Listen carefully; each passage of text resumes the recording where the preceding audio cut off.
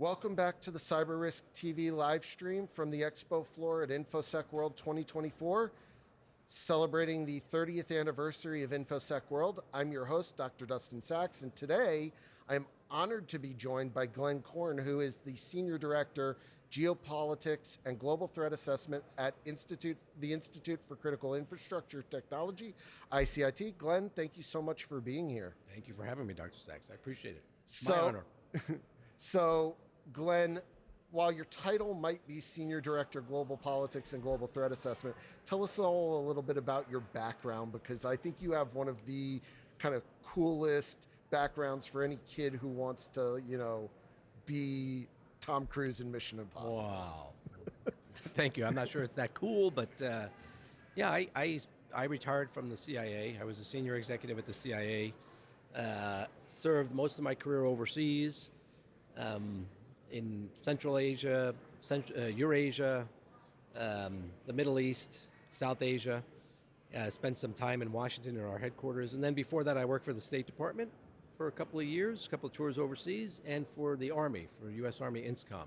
So I started my career at the end of the Cold War, 1989. I was a Soviet military analyst when I began for the Army. And unfortunately, we're back at the Cold War 2.0 now, which is a little bit depressing to say. And I'm, for the young people out there, I'm sorry that we let it get back to this kind of level of tension between us and Moscow.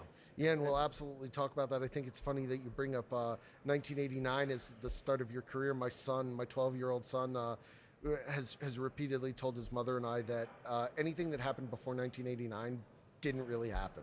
That's when history apparently started. So it's very kind of interesting that you brought up 1989. I wish I could say that's true, because then a lot of things I did when I was young and dumb probably would never have happened. But things did happen before 89. So, explain to us a little bit, kind of how we've gotten to where we're at, where are we at in kind of the annals of history when it comes to geopolitics? Obviously, we're not here talking about, Democrat or Republican. We're talking about national security. We're talking about safety, critical infrastructure. We've seen over the last, couple of years an increase in the attacks on water treatment plants, the increased attacks on electrical facilities. We've seen all the way back to Stuxnet, the attacks on the Iranian centrifuges. How have we gotten here? What was kind of the arc that it took to get here? Great question. There's attacking critical infrastructure is nothing new. During the First World War, the Germans targeted and destroyed some ammunition plants in New Jersey and other parts of the United States. During the Second World War, they had plans to target, I think, the Hoover Dam and other parts of our critical infrastructure. During the Cold War, many Americans don't know, but the Soviet intelligence services had plans to target the Brooklyn Bridge, a dam out in, I believe, in Idaho. So critical infrastructure targeting is nothing new in warfare. And unfortunately today, I think that we are in a state of war with some of our competitors or enemies, including Russia and Iran. You mentioned the attack on some of the critical infrastructure, cyber attacks that are being conducted by Moscow and Tehran. You can debate whether we're in that same state with the People's Republic of China, but there's clearly a lot of tension in the relationship. And, I'm glad also that you said it's not Republican or Democrat. This is a bipartisan challenge that we have. I've never seen our country face so many threats and so many threat actors, both state and non-state. And if we don't come together and stand together in a unified fashion to deal with these threats, I think we're going to be in for a world of hurt. Yeah, I think, what's been interesting to see, I got my undergraduate in political science. I've studied this, certainly not as long as you and not as deep as you, but what's really interesting is, we're seeing over the last couple of years with what's been going on in the Ukraine, the first time I feel like that it's been mainstream news, some of the cyber attacks and nation state cyber attacks that, some of us have been watching for, 30 plus, 40 plus years. What do you say for the people who might be watching who may not be as familiar with what's going on? Kind of set the stage of what's going on that we're not maybe seeing or paying attention to because we're distracted by the traditional warfare that's going on. Right. So first, I'm glad you raised Ukraine. I just came back from a trip there where we were on the ground talking to a lot of our Ukrainian friends. Um, One of those Ukrainians who was in the security side of the house explained to us that what the Russians did, like this war against Ukraine, okay, some Ukrainians will say it's been going on for hundreds of years, but even before 2014, the Russians started out with disinformation operations against the government of Ukraine to destabilize Ukraine. Then they conducted cyber attacks against Ukrainian infrastructure, financial sector, energy sector, other parts of the critical infrastructure. They conducted sabotage operations, which in the Russian parlance is active measures. They conducted assassination operations, and then they moved to covert action type operations. The Little Green Men that invaded eastern Ukraine, the Donbass, the annexation of Crimea. And then in 2022, of course, February 24, they just went in for an all-out conventional war, which has included specific targeting of critical infrastructure over and over again. Probably 80% or more of Ukraine's critical energy infrastructure has been destroyed since February of 2022. So Yeah. the United States, Yeah, absolutely. Americans need to pay attention to this, because if you look at what's happening now, we've already had, of course, years of disinformation operations in the United States against our system of government, our way of life. We've had sabotage operations in Europe now. The Olympics, there's speculation that the Russians were behind targeting of the French railway system. Some weapons depots that were blown up in Bulgaria, the Czech Republic, other parts of Europe. Some other targeted attacks that were disrupted by our NATO allies, I think in Poland, maybe in Germany. Targeting of the head of Rheinmetall for an assassination. Of course, the Russians have conducted assassination operations against opposition figures, people that were seen as betraying Vladimir Putin and the Kremlin. And so you're seeing like a run-up to all these things. And of course, cyber operations, I mean, too many to even talk about. So specific cyber attacks emanating from Russia. So, what's next in the threat category? Obviously, nobody wants it to go to a conventional war, but we need to be very aware that this is how they did it in Ukraine, and this seems to be the playbook that they're using. So I'm going to ask a question that is a little bit self-serving because, as an adjunct professor, I've been teaching this term cyber ethics, and we actually just were talking about disinformation. So I'm going to have you create a couple sound bites that I can then share with my students. Okay. But explain for those who may not be familiar, what does disinformation look like from a cyber standpoint? Well, I think one of the best examples is the way that the Russians have done their hack and leak operations, right? So during the 2016 elections, what they did to the Democratic National Committee, exposing information, which, some of it was not disinformation, but they made it public to embarrass or to undermine one candidate or another. They've done this, my understanding is, against both parties. They've done it historically, by the way. Many Americans, one thing in 2016, everybody was shocked by what the Russians did. But if you look at the history going back to 1917 and the creation of the Soviet state, they were conducting disinformation operations very actively, especially during the heart of the Cold War. They targeted Ronald Reagan.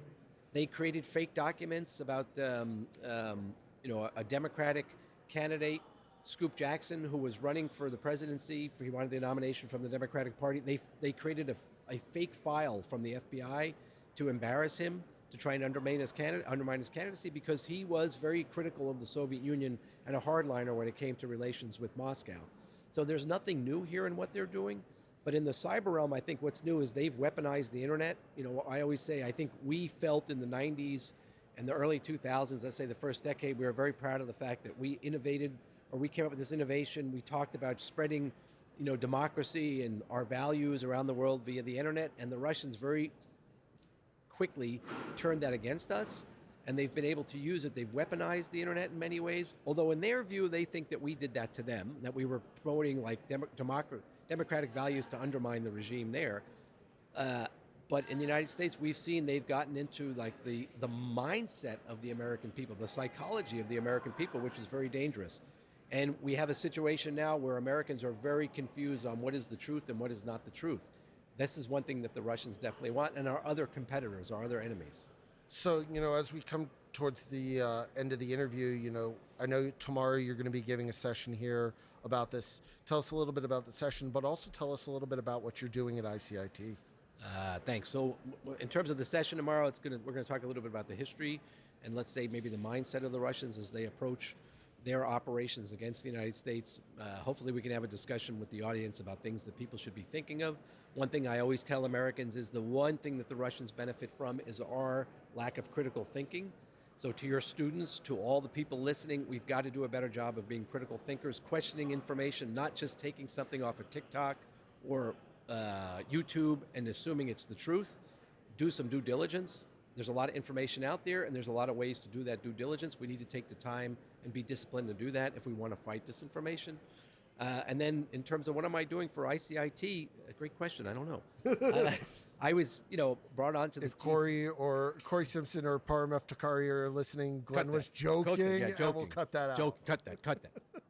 No, I'm just trying to, we are creating a threat center at ICIT, and my goal is to help educate Americans on what the threats are, and maybe how Americans can respond to those threats, and our allies. But the focus obviously being the United States today, which is really facing a wide range of threats to critical infrastructure.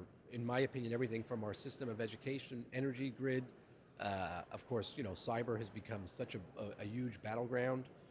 And so I'm hoping that in this position that I have now with ICIT, we can work with ICIT and our partners to kind of educate a little bit more and at least be a place where people can come and ask questions, including when they want to do that due diligence. Well, yeah, and I mean, as somebody who lives, just outside of Houston, was there, during the freeze a couple of years ago, who saw what happens when a non-cyber incident impacts critical infrastructure, when the power goes out.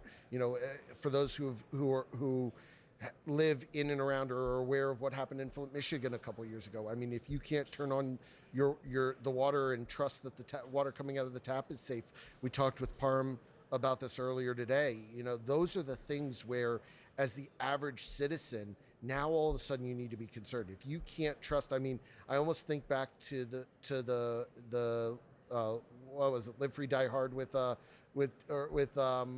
Bruce Willis, right, where they attacked the traffic cams, and all of a sudden, if those types of things start happening and it starts impacting those who aren't in the know, like some of us here, that's when it gets really interesting. Especially, we're talking about, obviously we're sitting here in September, end of September. We've got an election coming up. Whoever you're voting for, there is, you've got to be aware of this idea of disinformation, and specifically cyber disinformation. We've seen it happen elsewhere in the world.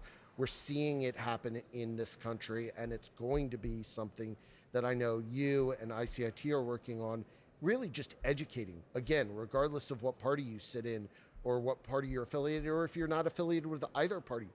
These are fundamental things that we've got to be careful of, because it is so easy, like you said, for people to see something on TikTok, see something on YouTube, see something on the news, and assume that it's true and not do that check. Well, but NBC said it, or Fox News said it, or it was in my paper, so it's got to be true. Right. Again, historically, the Soviets have always been able to use their disinformation, their active measures programs. They have a very sophisticated way of doing it, where they seed information into the mainstream news networks in the United States, into the mindset or into the news feeds of Americans. I think in the cyber realm, with social media, they just have a new weapon that they can use, or a new platform that they can use, and we just need. Listen, I love social media. Yeah, it's absolutely. been great to have it, but we just need to know how to be a little bit more mature and disciplined in how we use it to protect ourselves. And again, like to your point, this has got to be a bipartisan issue. The Russians don't want to see anybody win. They just want to see the United States lose. Yeah. None of us should want that to happen. Oh, absolutely. And I mean, when you look at the statistics about the number of people who get their news from social media or TikTok or what have you, it makes it even scarier and even more important to understand. So thank you, Glenn, for joining us today. Where can people find you if they want to follow, have more conversations with you about this stuff? I'll be hanging out in the bar. No, I think on the ICIT website, if you look at the website, you can find, we have our contact information. ICItech.org. definitely check it out. Glenn's information is up there. Thank you again, Glenn, for joining us today. This was really great. Thank you all for tuning in for this live interview from Infosec World 2024. We'll be back here in a little bit to wrap up for the conference. To find all of the CyberRisk TV coverage of this year's event, visit securityweekly.com/ISW. Thank you again, Glenn. Thank you. It's a great job. Yeah.